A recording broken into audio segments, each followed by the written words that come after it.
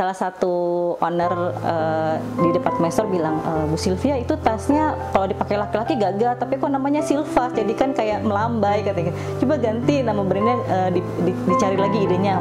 Oh iya benar ya Pak. Nah kemudian saya coba cari ide namanya Northland. Kenapa Northland? Northland kan jalur utara. Nah, kebetulan saya asli dari Cirebon. Nah, walaupun saya sekarang berada di daerah Banten, Tangerang, tapi saya tetap bangga sebagai orang Cirebon. Jadi dipakailah nama Northland. Kalau nama Pantura kan jadi kayak dangdut kan. Kalau untuk koper kain, produksi kami di 5.000 kapasitasnya sebulan. Kalau untuk tas yang kecil kapasitasnya bisa 10.000 sebulan. Kalau untuk tas-tas koper kainnya 5.000. Kalau untuk tas koper fiber kapasitasnya kita di sebulan di 30.000 satu bulan. Nah pada saat COVID itu semua orderan dari travel stop, pending ya. Nah kemudian apa yang kami lakukan pada saat COVID? Penghasilan tidak ada, semua penjahit, semua tim menghadap jangan dipecat, jangan di PHK, sedangkan kita nggak ada pendapatan gitu kan. Nah, alhamdulillah Allah itu ngasih jalan, Allah kasih jalan dapat masker Kemenkes 300.000 dalam waktu 1 bulan, alhamdulillah. Kemudian dapat juga orderan kantong jenazah pun kita bikin. Membangun usaha itu hal yang tidak semudah membalik telapak tangan, semuanya itu ada proses, mulai dari proses sukanya kita nikmatin, proses enaknya kita syukurin. Dan yang pasti pada saat terganjal proses, nangis boleh, kesel boleh, marah boleh, tapi yang satu harus tetap berjalan, hidup harus berjalan. Apalagi di belakang kita sudah ada tim, sudah ada karyawan yang benar-benar periuknya tuh di satu perusahaan ini, satu kapal ini. Nah, gimana caranya kita pada saat pada saat terganjal masalah gitu, cuma satu curhatnya paling pada saat sholat aja gitu.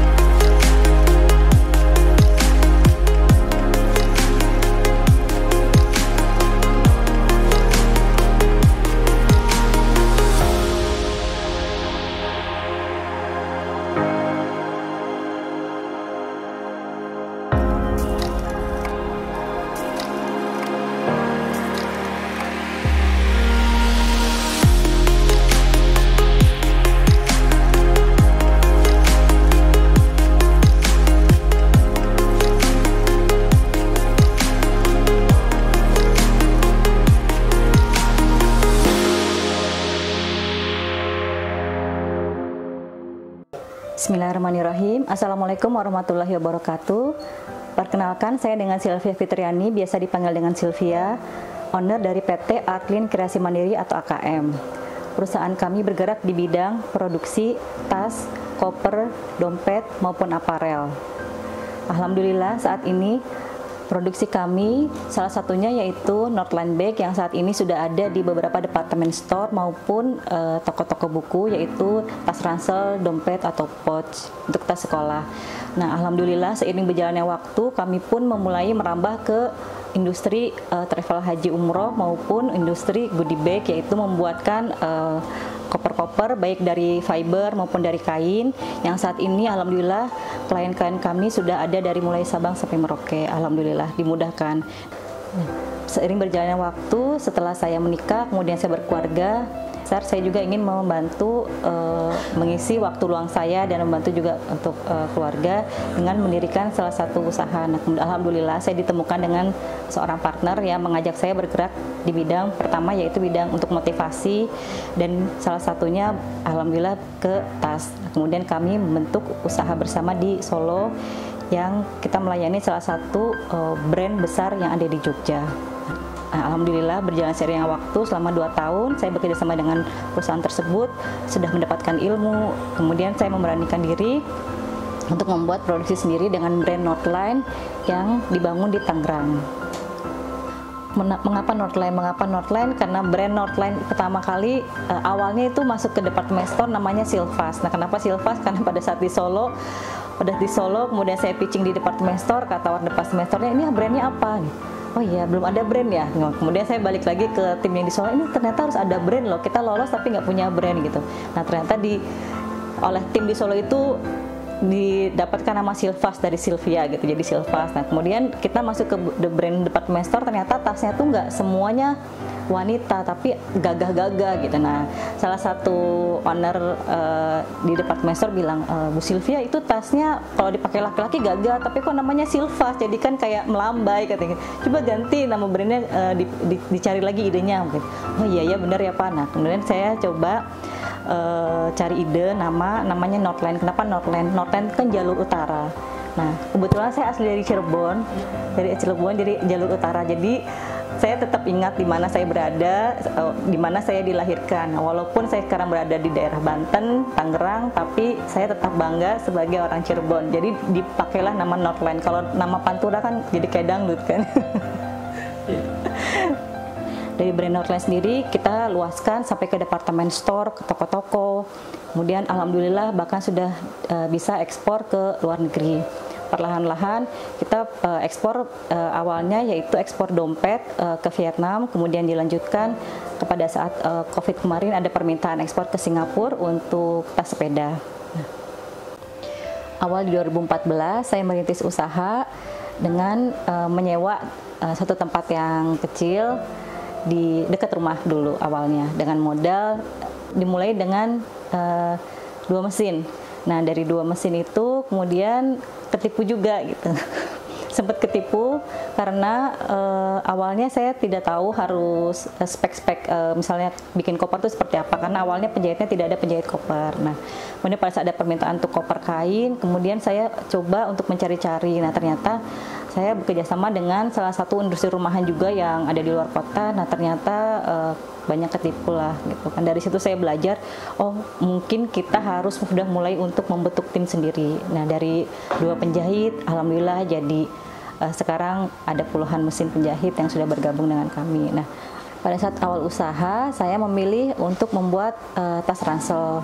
Kenapa tas ransel? Karena pada saat itu saya fokus pada anak-anak yang sekolah, pada orang-orang yang aktif punya mobilitas yang tinggi. Nah, kalau kita perhatikan di jalan pasti setiap orang membawa tas untuk kebutuhan mereka. Nah, itu adalah market besar yang saya lihat mulai dari anak TK, SD, SMP, kuliah, bahkan para pekerja. Suami saya juga membutuhkan tas. Nah, bagaimana kita memandang, melihat itu sebuah suatu kesempatan dengan modal yang minimal waktu itu, tapi kita ciptakan model-model yang trendy dengan harga yang ekonomis. Walaupun harga dengan harga ekonomis, tapi kita sudah bisa bersaing di departemen store waktu itu. Jadi kita beranikan diri, uji nyali langsung masuk ke departemen store. Alhamdulillah pada saat di departemen store itu ada beberapa pitching produk-produk lain. Nah, dilihat keunggulan produk kami memenuhi untuk standar departemen store. Jadi alhamdulillah dari situ, dari mulai penjahit 2, kemudian kita melebarkan ke departemen store. Jadi menambah tim saya untuk selalu berproduksi usaha-usaha. Dari sini kemudian baru mulai ke koper. Untuk inspirasi desain tas ransel, dari awal sampai saat ini saya biasanya melihat dari literatur dari internet, atau juga kita desain sendiri. Kebetulan saya juga ada tim desain, saya juga ikut mendesain, memilih dari bahan baku, dari warna, dari model, dari ukuran. Nah, karena setiap jenis usia kita buatkan berbeda. Misalnya untuk anak TK seperti apa, ukurannya seperti apa, bahannya seperti apa. Kemudian untuk anak SD, anak SMP, kekuatan tasnya juga seperti apa. Nanti pada saat sudah dewasa mobilitasnya juga beda seperti apa. Dari ransel kemudian saya mendapatkan tawaran lagi untuk membuat tas travel. Saya awalnya bingung tas travel itu seperti apa, tas koper untuk haji umroh katanya. Tapi saya nggak punya penjahitnya gitu. Kenapa saya tanya lagi, kenapa nawarinnya ke saya? Itu kalau tas travel dia nggak akan putus orderan. Selama perusahaan kita bisa melayani, memberikan maksimal, travel itu akan terus memberikan PO ke kami. Dan alhamdulillah apa yang dikatakan oleh sahabat saya itu benar, terbukti sampai sekarang. Jadi sejak beberapa customer saya loyal dari mulai awal saya membuka sampai saat ini, semuanya tetap di kami, bahkan memberikan klien-klien yang baru. Nah, dari situ saya mulai tim yang ada saya briefing, kita sekarang bikin tas koper. Nah, dari situ teman-temannya menghubungi beberapa penjahit, akhirnya jadi satu tim khusus lagi untuk koper.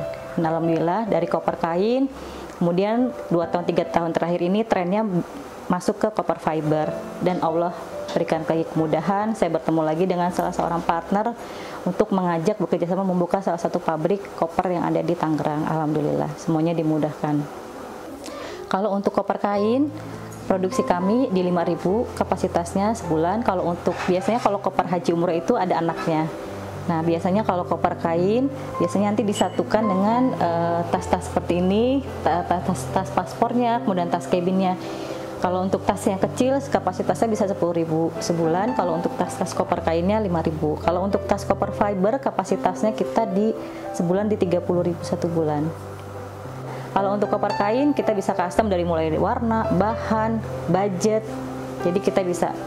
Kalau untuk koper fiber juga kita bisa custom logo, custom model. Nah, misalnya ada salah satu klien yang custom untuk di emboss. Nah, di emboss itu kita bisa, jadi kalau di emboss contohnya seperti ini. Yang ini di emboss logonya logo brand dia. Kita buatkan dulu molding embossannya, tapi itu kuantiti harus banyak. Nah, dari situ kita bisa mendesain mau seperti apa sesuai dengan kebutuhan si klien tersebut. Selain kita membuatkan tas ransel, kemudian tas koper, nah pada saat COVID itu semua orderan dari travel stop, pending ya, bukan di stop tapi di pending. Alhamdulillah sih tidak ada yang sampai tarik uangnya dari klien, karena kliennya sudah klien lama semua dan sudah percaya.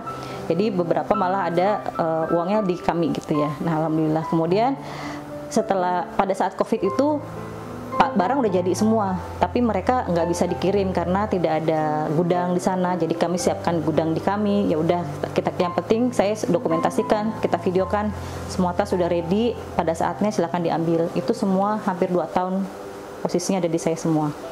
Nah, kemudian apa yang kami lakukan pada saat COVID, penghasilan tidak ada, semua penjahit, semua tim menghadap jangan dipecat, jangan di PHK, sedangkan kita nggak ada pendapatan gitu kan. Nah, kemudian saya bilang oke, kita sama-sama berpikir apa yang akan kita kerjakan nih kalau misalnya kita nggak mau tutup usahanya.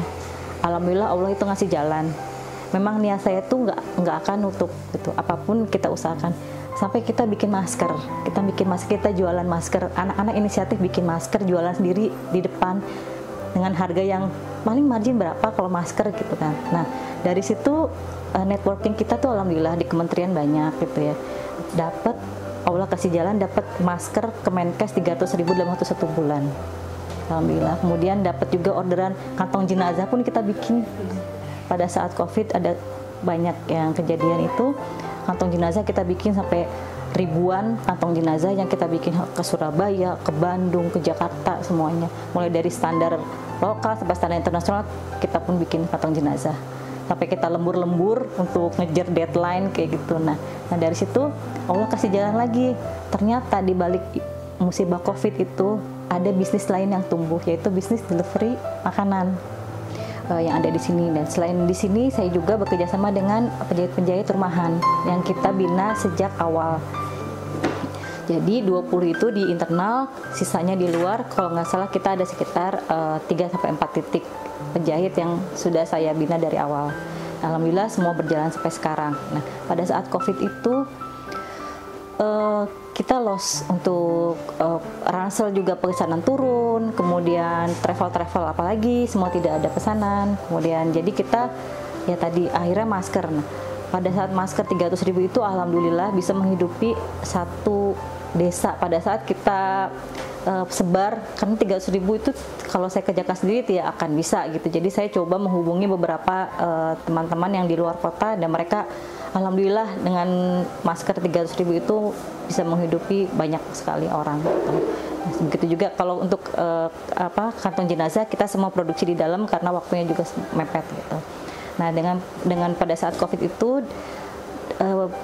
Sebenarnya awalnya sebelum COVID itu saya sudah merintis industri delivery food untuk bag delivery food.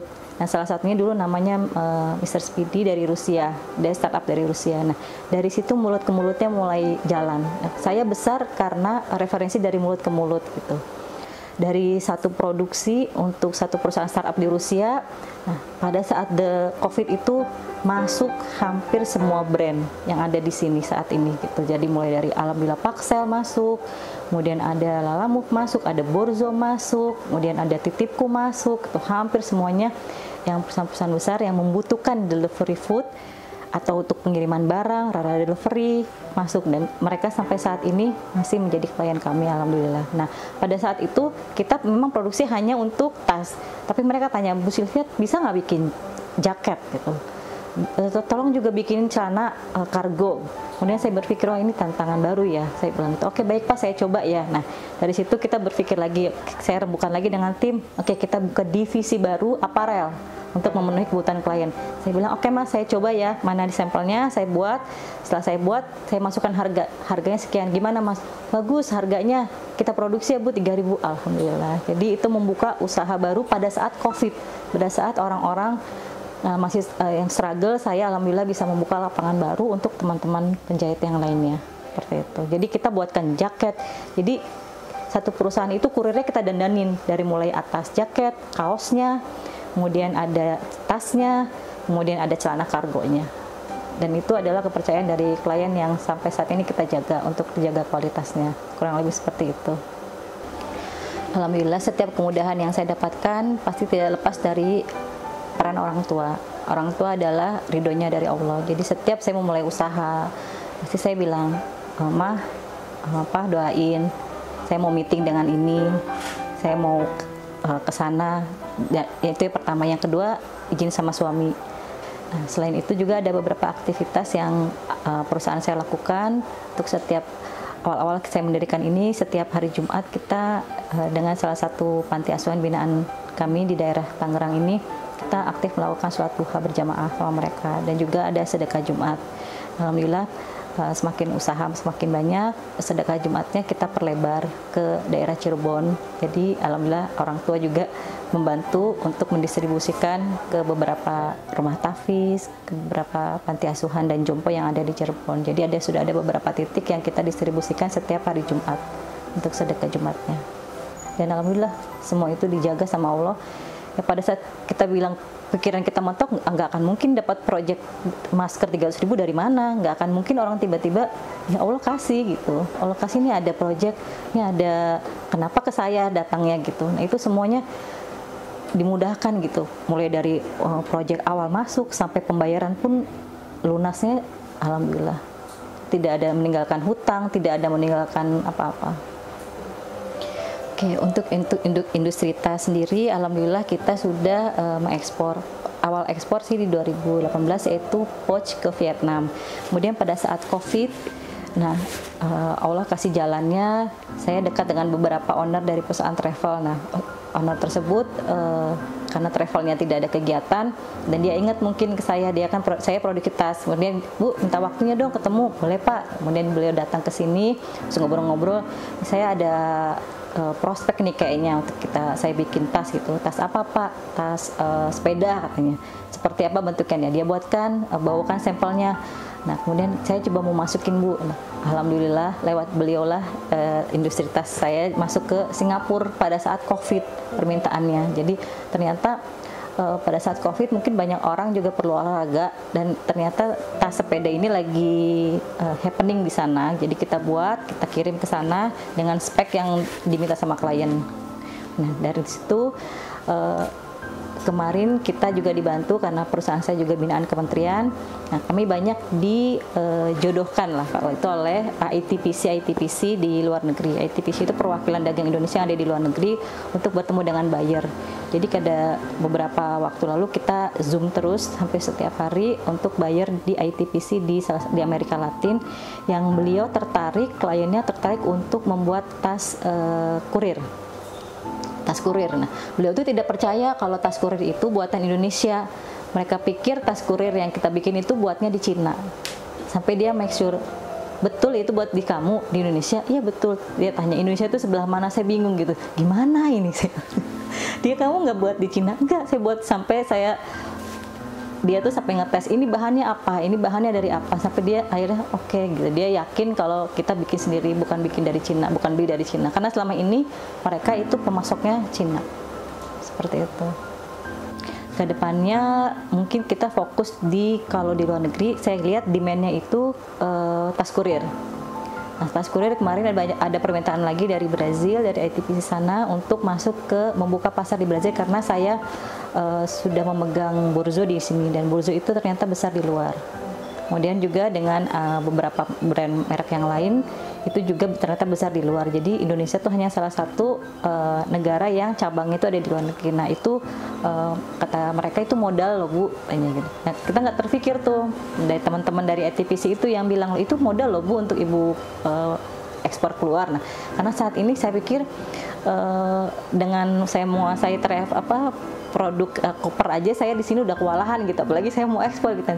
Oke Mbak, saya jalanin ya, saya jalanin pelan-pelan gitu untuk ekspor. Jadi ya kalau untuk ekspor kan mungkin tidak langsung langsung seperti saya dengan deal dengan travel atau deal dengan departemen store, prosesnya bisa cepat, tidak banyak birokrasi, tapi kan berbeda dengan ekspor.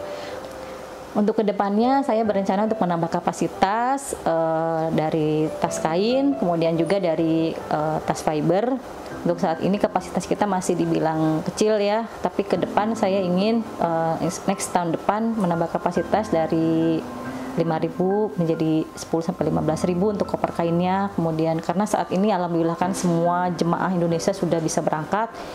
Jadi kadang-kadang setiap hari minta dadakan, Bu punya stok sekian ratus, wah itu yang kita masih belum bisa, karena pada saat ini nih untuk klien aja kalau pada saat mau bikin koper itu mereka udah nunggu antrian. Jadi DP masuk, kita kasih tanggal pengiriman, DP masuk begitu aja sampai ada antriannya, dan alhamdulillah kita jaga itu antrian jangan sampai meleset dari tanggal. Nah, kalau dengan kapasitas yang mungkin nanti sudah diperbesar dan kualitas yang lebih dinaikkan, gitu, insya Allah kita bisa menjawab permintaan dari klien. Oke, membangun usaha itu hal yang tidak semudah membalik telapak tangan. Semuanya itu ada proses. Mulai dari proses sukanya kita nikmatin, proses enaknya kita syukurin. Dan yang pasti pada saat terganjal proses, nangis boleh, kesel boleh, marah boleh, tapi yang satu harus tetap berjalan, hidup harus berjalan. Apalagi di belakang kita sudah ada tim, sudah ada karyawan yang benar-benar periuknya tuh di satu perusahaan ini, satu kapal ini. Nah, gimana caranya kita pada saat terganjal masalah gitu, cuma satu curhatnya paling pada saat sholat aja gitu, tapi jangan curhat ke manusia. Kalau menurut saya itu nggak ada solusinya juga gitu, curhatnya cuma satu ke atas, tapi pada saat kita hubungan dengan timnya baru kita cari solusinya apa nih, siapa tahu ada ide-ide dari tim, oh Bu nanti akan begini. Biasanya saya juga gitu, kalau misalnya ada salah satu klien yang kurang puas hasil produksi kita, solusinya apa, nanti kita datangin klien tersebut, nanti dari kita tim solusinya apa, dan SOP apa yang harus kita rubah. Itu nggak bisa stop, nggak bisa puas gitu. Usaha ini nggak ada puasnya, jadi kepuasan klien ini harus kita tambah terus. Jadi misalnya kita ada sesuatu yang kurang bagus, oh berarti SOP kita kemarin ada yang kurang nih, tambahin lagi SOP-nya, apalagi yang harus kita tambah, seperti itu. Cara pengecekan apa, cari alatnya, jangan sampai kejadian lagi, seperti itu. Jadi kita nggak pernah stop, gitu, terus continuous untuk tumbuhnya itu terus, gitu, nggak bisa stop. Mungkin itu aja yang bisa saya sampaikan. Terima kasih, saya Sylvia Fitriani dari PT AKM. Assalamualaikum warahmatullahi wabarakatuh.